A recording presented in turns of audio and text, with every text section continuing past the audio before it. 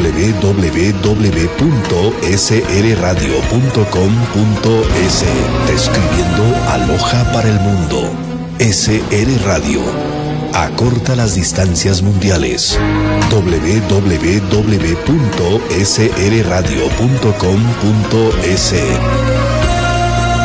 Este es su noticiero. Prensa Radial. SR Radio.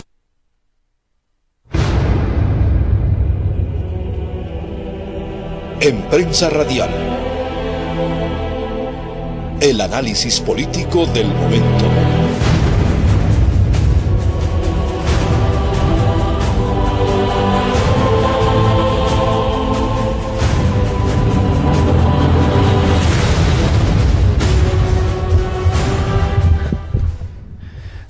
Seguimos informando a través de Prensa Radial. Ya tenemos la presencia del coronel William Narváez. Él es comandante de la 7ª Brigada de Infantería número 7 Loja, con quien vamos a conversar en los actuales momentos. Señor coronel, bienvenido. Estamos hablando de celebrar un aniversario de lo que fue la guerra del Alto Cenepa, señor coronel. ¿Cuáles son las lecciones y cuáles son los momentos históricos también cuando estamos ya 2018 y que debemos ir ese aprendizaje, desglosándolo yo en aspectos doctrinarios eficientes, no solamente para las Fuerzas Armadas, sino también para el Estado ecuatoriano? Señor coronel, buenos días. Muy buenos días a los radioescuchas. Agradezco a la radio SR por haberme dado la oportunidad de poder conversar sobre este tema, que es un tema de mucha trascendental importancia para nuestro país. Marcó cambios generacionales. Claro que ya no es la época en que vivimos aquel momento, como lo habíamos conversado con usted.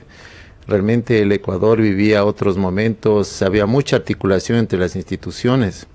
Algo destacado en el 95 fue el rol o el papel que jugó las comunicaciones, porque nosotros pudimos tomar la batuta, digamos así, o la iniciativa en el campo comunicacional a nivel mundial. Y eso hizo que el mundo sepa la realidad de lo que estaba aconteciendo en la cordillera del Cóndor. Como le había manifestado, realmente hubo un cambio generacional en nuestro país. El hecho de que un presidente haya salido al balcón del Palacio de Carondelet y gritar esta frase tan histórica que es ni un paso atrás, verle al pueblo ecuatoriano agitando las banderas, niños, jóvenes, adultos, ancianos.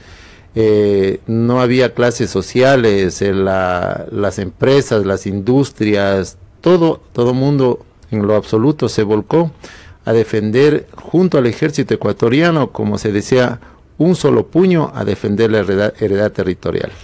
Sí, señor coronel, pero cuando hablamos, por ejemplo, claro, esos eran los momentos históricos, verlo al presidente Sixto Durán Ballén pronunciar aquel discurso histórico para el pueblo ecuatoriano que cohesionó todo lo que es la identidad nacional, no solamente institucional, sino también de la población. Pero también hay que determinar qué es lo que ha sucedido desde aquella época. Estamos hablando de 23 años, porque son ya algunas generaciones que a lo mejor desconocen lo que sucedió en el Alto Cenepa, señor coronel.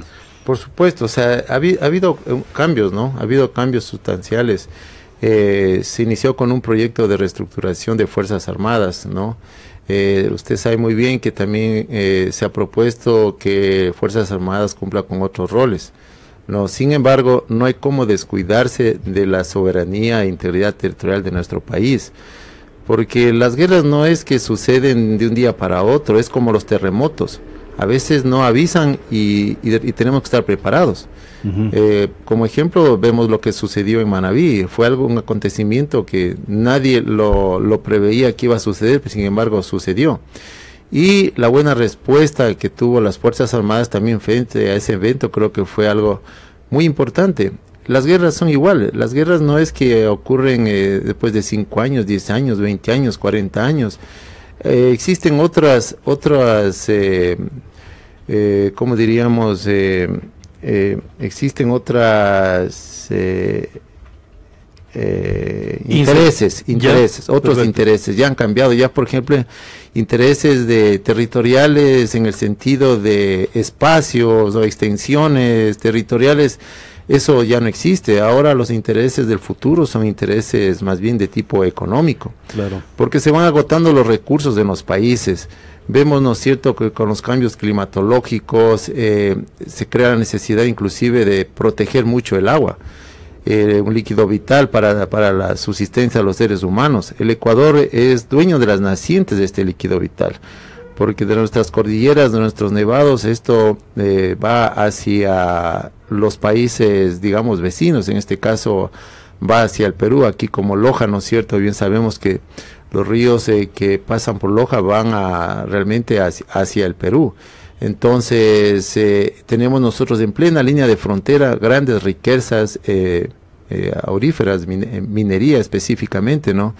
Que sabemos que existe oro, plata, uranio, tantas cosas, que en un determinado momento puede alguien regresar a ver y decir, bueno, aquí al lado nuestro está algo que nos puede servir de mucho para la supervivencia de nuestro país, porque como país, como nación, también miramos, los gobiernos miran también la supervivencia de su pueblo, y a veces no va a importar de que tengamos que tomar lo de al lado, ¿no? Entonces, para eso las Fuerzas Armadas tienen que estar preparadas en cuanto a su capacitación, su equipamiento, su entrenamiento, que debe ser día a día.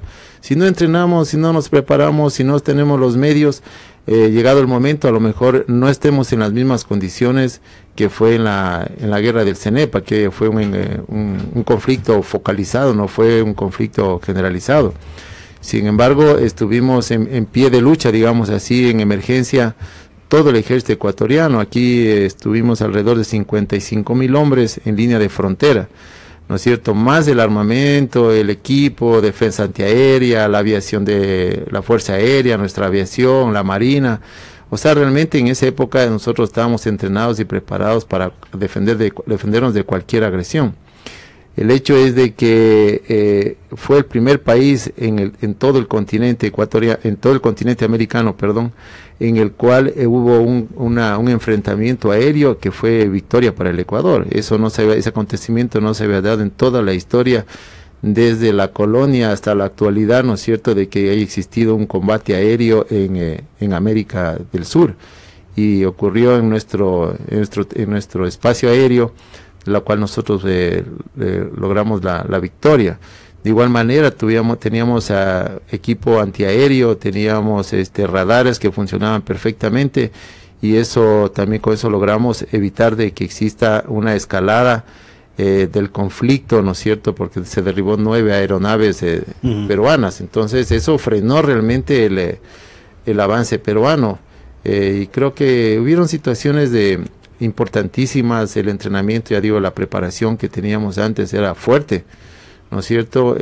Podríamos decir de cierta manera hasta que nuestro entrenamiento estaba un poco reñido con lo que es ahora se defiende tanto los derechos humanos, ¿no? Porque el entrenamiento del soldado es totalmente diferente, y a veces las nuevas corrientes, hasta cierto sentido políticas o de la preservación de la humanidad, nos ven como que tuviéramos nosotros ciertas prácticas arcaicas, pero tiene que ser así, porque el soldado tiene que prepararse y entrenarse de una manera totalmente diferente a cualquier otro tipo de profesión, porque el rigor del conflicto, el rigor de la guerra, aquellas personas que han tenido la oportunidad de estar o percibirla de cerca, se dan cuenta realmente del entrenamiento que debe tener un soldado. Claro, señor coronel, pero hay, por ejemplo, más allá del aspecto del conflicto, de las batallas, de los combates que se dieron, yo creo que la parte ya estructural del ejército ecuatoriano debió de haber sacado lecciones para futuro. Cuando hablamos, usted manifestaba el tema, ya no es de territorios, sino de recursos naturales. Y muchos ejércitos se están moviendo por los recursos naturales. América Latina no es la excepción de esa cuestión y característica de los recursos naturales. Eso significa que más allá de ser profesionales las Fuerzas Armadas, tenemos que tenerlas en el aspecto tecnológico de avanzada para que puedan enfrentar esas circunstancias que hoy sí se presentan ya en otros estados, señor coronel. Por supuesto, o sea, haciendo un análisis geopolítico o geoestratégico de la ubicación inclusive de nuestro país con relación al continente, con relación al mundo, juega también un papel preponderante, y a veces no percibimos eso, pero el Ecuador, por la ubicación en la cual está, geográficamente eso también demanda, como usted dice, ¿no es cierto?, de un entrenamiento y una preparación especial de nuestras Fuerzas Armadas. También todo evoluciona en la vida, todo evoluciona, la tecnología también ha ido evolucionando, ha existido descubrimientos, digamos, o avances en el campo tecnológico a veces que no lo habíamos ni soñado, solo veíamos en las películas.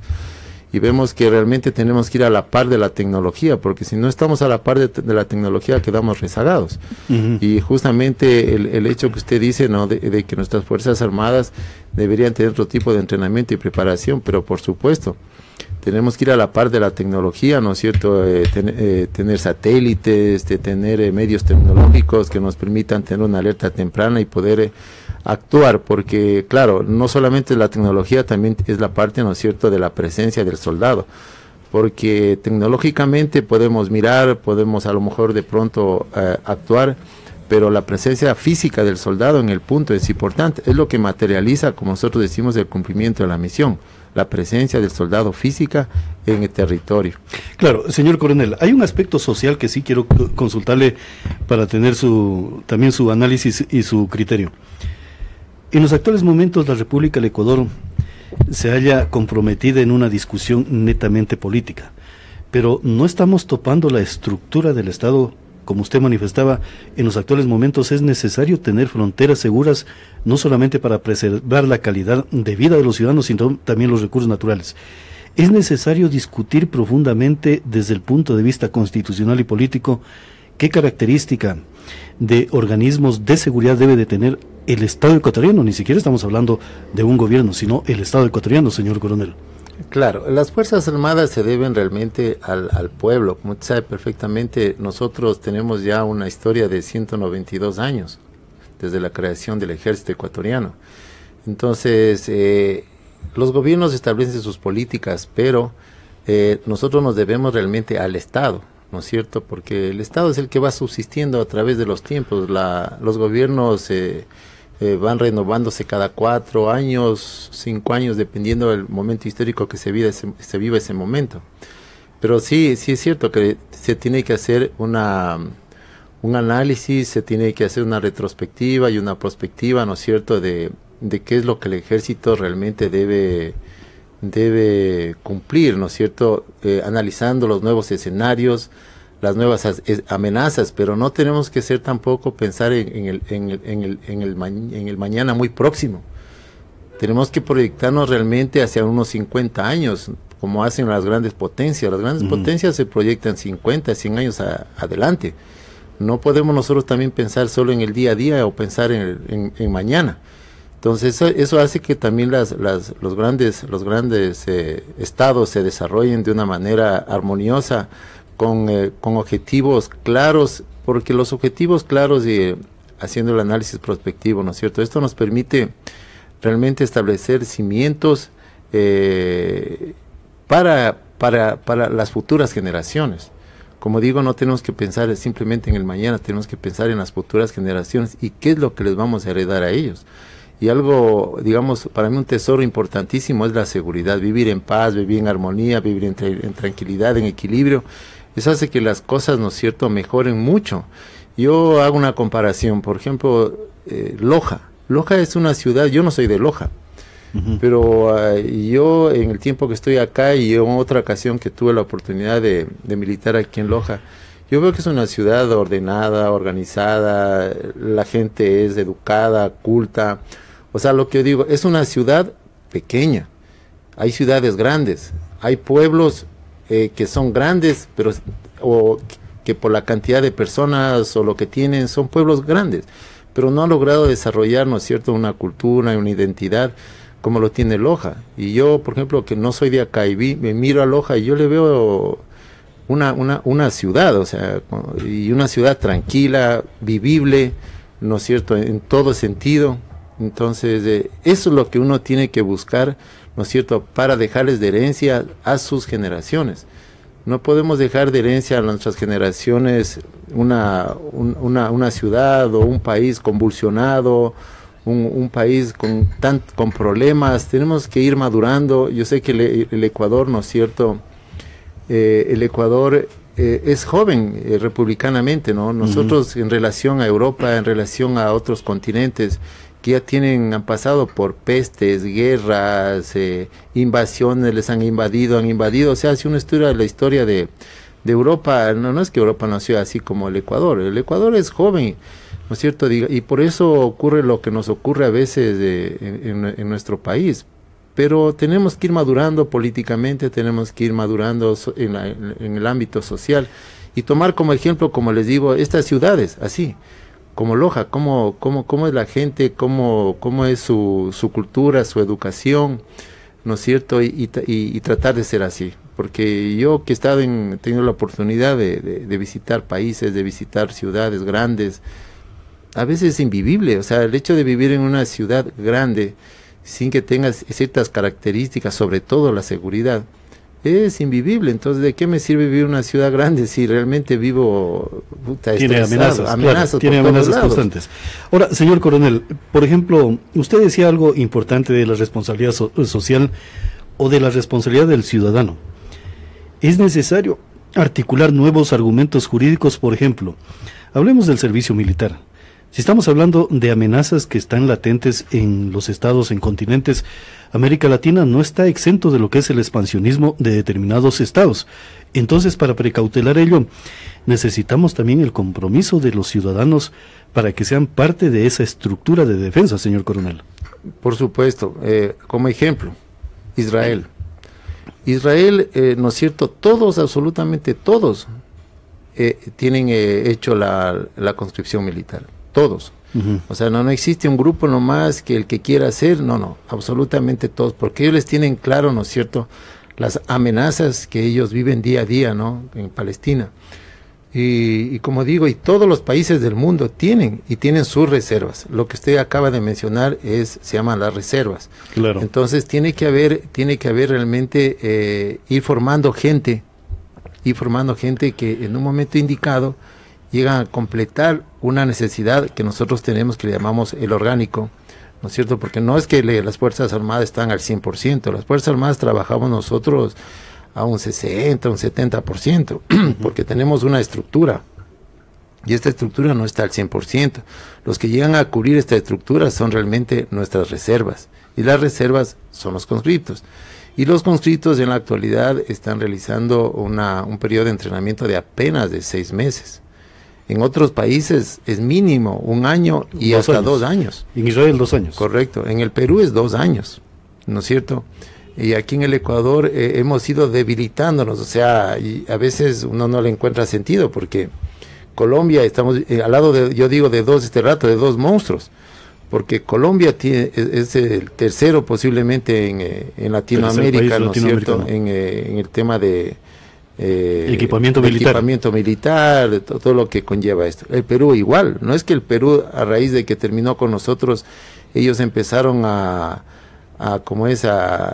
absorberse, o a retroceder, todo lo contrario. Hay un rearme en América Latina, señor coronel. Sí, así es. Entonces el Perú, por ejemplo, ellos, viendo lo que pasó de la guerra del CENEPA, vieron sus debilidades y empezaron a repotenciar y a fortalecer, y ellos crearon unos planes que todavía siguen, unos planes, digamos, de renovación, de equipamiento, de todo, que eso sigue cumpliéndose al pie de la letra, ¿no es cierto? Hay planes para Marina, para Ejército y para Fuerza Aérea. No es que ellos dijeron ya se acabó, ya firmamos este tratado y ya pues de ahí seamos amigos. Claro. Pero no ha ocurrido eso. O sea, nosotros sabemos de que siguen ellos repotenciándose, mejorándose, creando industria de defensa, porque los países, ¿no es cierto?, que van hacia el futuro, ellos tienen sus propias industrias y tienen sus industrias de defensa. Por ejemplo, Perú tiene, Brasil tiene, la naval aérea tiene, claro.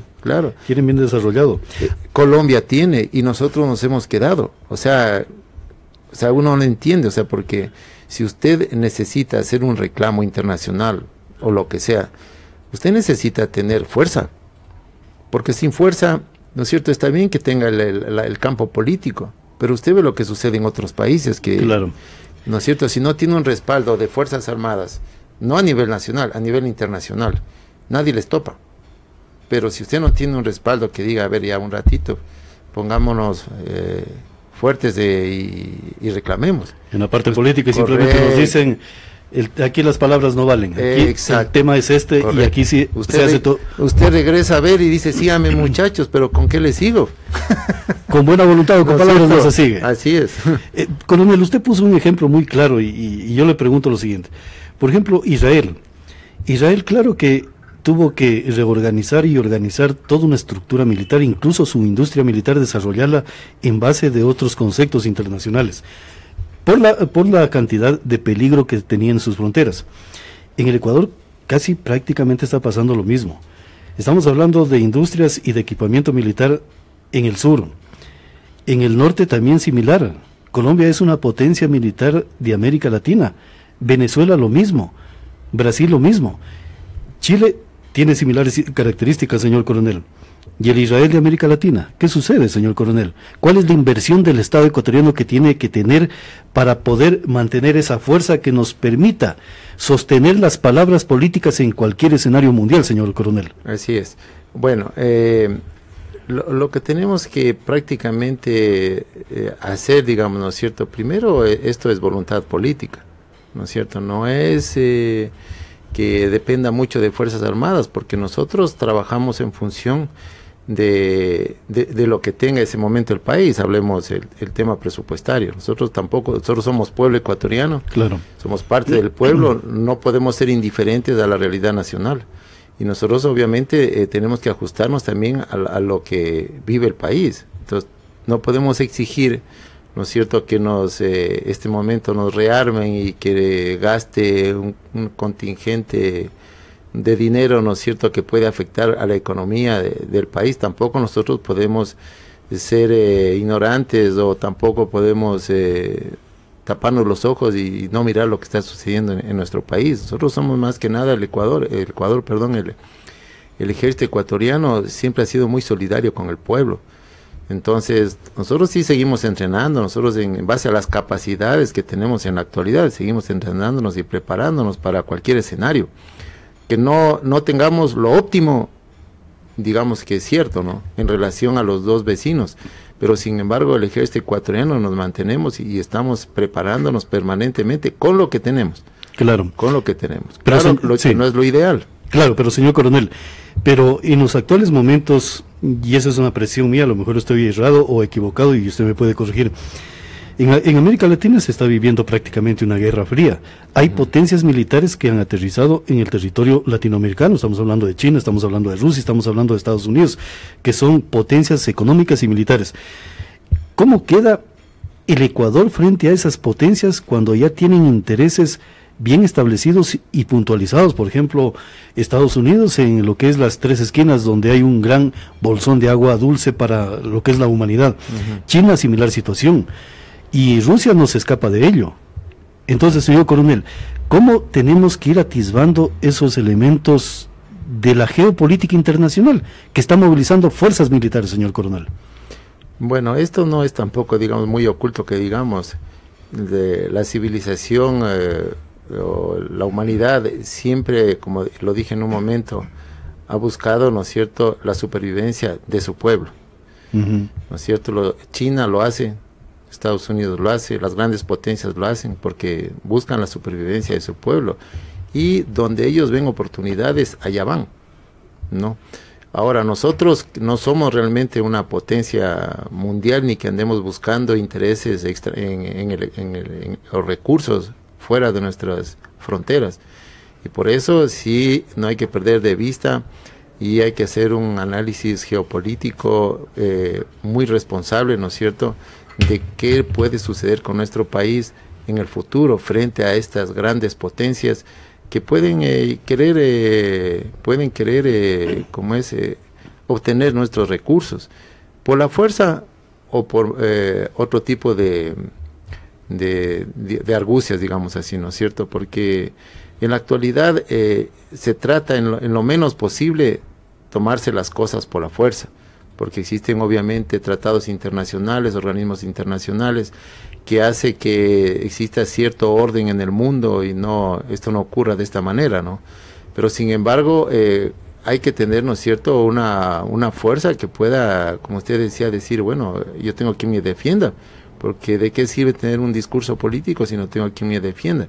¿No? Y el país es un país pequeño, pero súper rico bueno, petróleo ya cada vez va disminuyendo, pero tenemos grandes yacimientos de minería. Y biodiversidad. Y tenemos el tema del agua limpia y pura. Entonces, eso es, estamos sentados realmente sobre un tesoro. Y eso hay que cuidarlo. Así es, señor coronel, y por eso cada vez que se pregunta sobre el tema de las 7 preguntas, nos hablan y nos van a preguntar, y de hecho el pueblo ecuatoriano tiene que determinar el tema de la minería.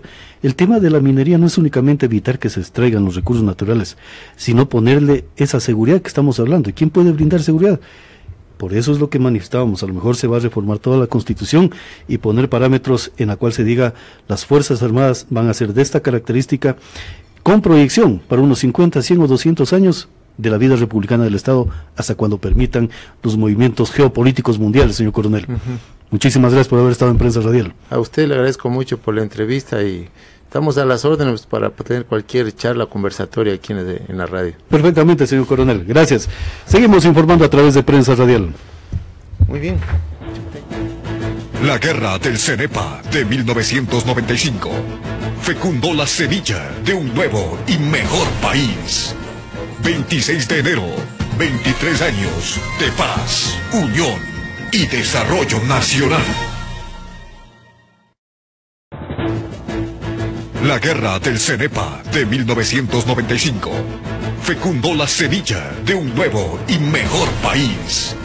26 de enero, 23 años de paz, unión y desarrollo nacional. Para el mundo, SR Radio. Acorta las distancias mundiales. www.srradio.com.es. Este es su noticiero. Prensa SR Radio.